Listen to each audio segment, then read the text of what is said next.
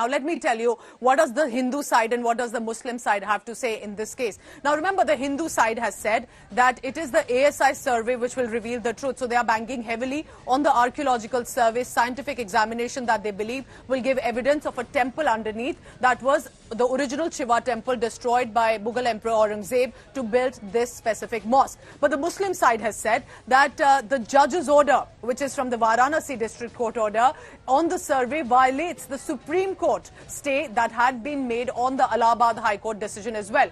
Moving on, the Hindu side says, according to them, this scientific survey of the complex, including the dome, including other areas, including the platform, is a turning point in the case. In many ways, they have welcomed it with the scientific survey. But the Muslim side says that the plaintiff seeking the mosque entry, this is illegal. This does not stand. They are referring to the manner in which the Gauri, Shringar Gauri worshipping was being asked, and also the scientific survey that is being done. And finally, the Hindu side is stating that the mosque was built after the temple was destroyed, as the legend says. But the Muslim side says that this is being done for the Gyanvapi, for the Kashi Vishwanath temple. The survey and all the developments that are taking place are primarily an attempt to create further communal tensions in Varanasi, which clearly, of course, has communal overtones. According to the Muslim side, this is an attempt to clear for his fear-mongering that is being done with communal tensions in mind.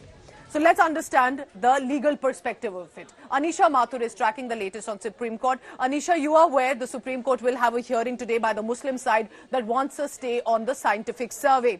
What is the reason that they are demanding that? And secondly, how does this legally go on? Because there are just so many aspects of the case being heard in the district court, in the Allahabad High Court, in the Supreme Court. So tell us, where does the case stand legally for now?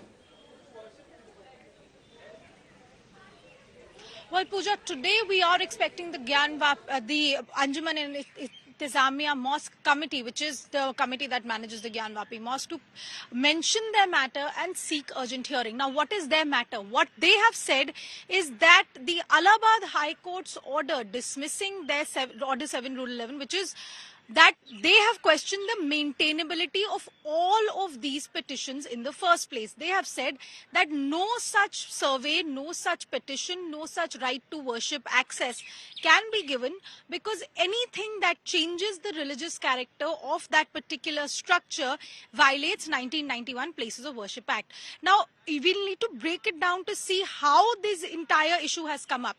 Firstly, there was a petition in the District Court of Varanasi asking for right to worship, access of the worshippers to go inside and offer prayers at the Shringar Gauri temple, which is effectively the western wall of the Gyanvapi Mosque.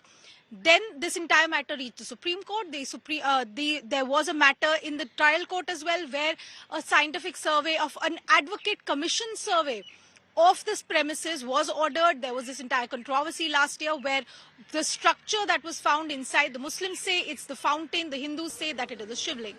After that, there was a stay of this by the Supreme Court, which said that the structure which has been found will not be touched. It will remain sealed. Okay. That the prayers of the Hindus and the prayers of the Muslims will go on as is going on, and while the remaining main matter is being heard.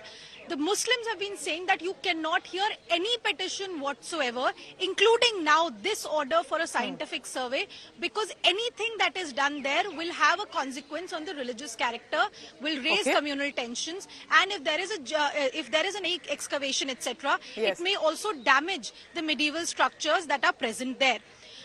Now, all of that, the Hindus have been saying that all of that is only to ensure that the Hindu side's arguments are not heard. The Muslim side says that there is no legal reason to hear the Hindus at all. The trial court, the Varanasi district court, which has ordered this ASI survey, and give me just 20 more seconds, I'll explain this. The court has said that they cannot take a decision on what exists till a scientific survey is done.